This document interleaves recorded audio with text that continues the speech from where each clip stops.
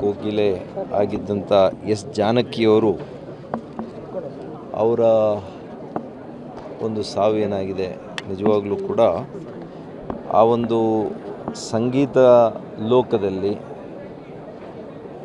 ಇವತ್ತು ನಿಜವಾಗಿಯೂ ಕೂಡ ಒಂದು ತುಂಬಲಾರದ ಒಂದು ನಷ್ಟ ಅಂತಲೇ ಹೇಳ್ಬೇಕಾಗ್ತದೆ. ಪ್ರತಿ ಮನೆಯಲ್ಲಿ ಕೂಡ ಅವ್ರ ಬಗ್ಗೆ ವಿಶೇಷ ಗೌರವ ಮತ್ತು ಪ್ರೀತಿ. ನಮ್ಮ ತಾಯಿಯವರು ಕೂಡ ಎಸ್ ಜಾನಕಿ ಅಂದರೆ ಭಾಳಷ್ಟು ಅವರಿಗೆ ಪ್ರೀತಿ, ಅವರ ಹಾಡುಗಳು ಕೇಳಬೇಕು ಅನ್ನೋವಂಥದ್ದು. ನಾವು ಕೂಡ ಸಣ್ಣ ವಯಸ್ಸಿನಿಂದ ಅವ್ರ ಹಾಡುಗಳನ್ನು ಕೇಳ್ಕೊಂಡೆ ಇವತ್ತು ನಮ್ಮ ದಕ್ಷಿಣ ಭಾರತದಲ್ಲಿ S P Balasubrahmanyam, S Janaki ಇವರಿಬ್ಬರು ಕೂಡ ಮನೆ ಮಾತವರು, ಮನೆಯಲ್ಲಿ ಒಬ್ಬರು ಸದಸ್ಯರಂತಲೇ ಅಷ್ಟು ಪ್ರೀತಿಯನ್ನು ಮಾಡಿದ್ದೇವೆ. ಅವರ ಹಾಡುಗಳನ್ನು ಕೇಳದೇ ಇರುವಂಥವ್ರು ಯಾರೂ ಕೂಡ ಇಲ್ಲ. ಅಂಥದ್ದು ಇವರು ಇಬ್ಬರೂ ಕೂಡ ಇವತ್ತು ನಮ್ಮ ಮಧ್ಯೆ ಇಲ್ಲ.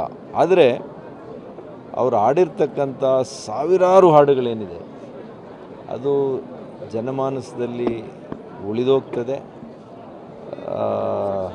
ಅದು ಯಾವಾಗಲೂ ಕೂಡ ಅವರು ಚಿರಾಯುವಾಗಿ ಚಿರಂಜೀವಿಗಳಾಗೇ ಇರ್ತಾರೆ. ಯಾಕೆಂದರೆ ದೈಹಿಕವಾಗಿ ಅವರು ಭೌತಿಕವಾಗಿ ನಮ್ಮ ಜೊತೆಯಲ್ಲಿ ಇಲ್ದಿರ ಇರ್ಬೋದು, ಆದರೆ ಅವರ ಹಾಡುಗಳ ಮೂಲಕ ಅವರು ಅಮರರಾಗಿ ಚಿರಂಜೀವಿಗಳಾಗಿ ನಮ್ಮ ಮಧ್ಯೆ ಅವರು ಬದುಕಿರ್ತಾರೆ.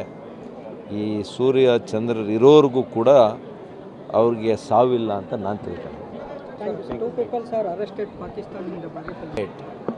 ಬಾಗೇಪಲ್ಲಿ ಕ್ಷೇತ್ರದಲ್ಲಿ ನಾನು ಮಾಧ್ಯಮದಲ್ಲಿ ವರದಿಯನ್ನು ನೋಡಿದ್ದೇನೆ. ಇವರೆಲ್ಲ ಹೇಳ್ತಾ ಇದ್ರು ಸರ್ಕಾರದವರು ಎಲ್ಲಿದ್ದಾರೆ ಬಾಂಗ್ಲಾದೇಶವರು ಇದ್ದಾರೆ ಅನ್ನೋದಕ್ಕೆ ಅವರು ಒಪ್ಕೊಳ್ಳೋಕ್ಕೆ ತಯಾರಿಲ್ಲ. ಬಾಗೇಪಲ್ಲಿಯಲ್ಲಿ ಪಾಕಿಸ್ತಾನದ ಮೂಲದವರು ಇದ್ದಾರೆ, ಹಾಗೆ ನುಸುಳಿದ್ದಾರೆ. ಇದನ್ನು ಅರ್ಥ ಮಾಡ್ಕೋಬೇಕು.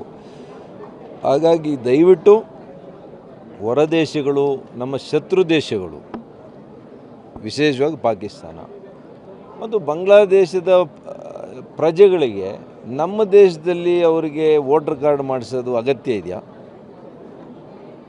ಇದು ಈ ದೇಶಕ್ಕೆ ಮಾಡ್ತಾ ಇರ್ತಕ್ಕಂಥ ಮಹಾಪಾಪ. ಪಾಪ ಪ್ರಜ್ಞೆ ನಿಮಗೆ ಕಾಡಲ್ವಾ ಅಂತ ಕೇಳ್ತೀನಿ ಕಾಂಗ್ರೆಸ್ನವರಿಗೆ. ನಿಮಗೆ ಪಾಪ ಪ್ರಜ್ಞೆ ಅನ್ನೋದು ಇರಬೇಕಲ್ಲ.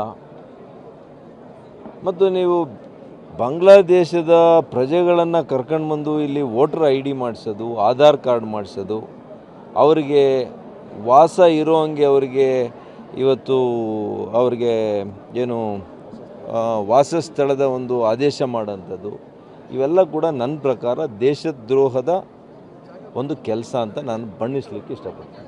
ಇದು ದೇಶದ್ರೋಹಕ್ಕೂ ಇದಕ್ಕೂ ಏನು ವ್ಯತ್ಯಾಸ ಏನಿದೆ? ಇದು ಕೂಡ ಒಂದು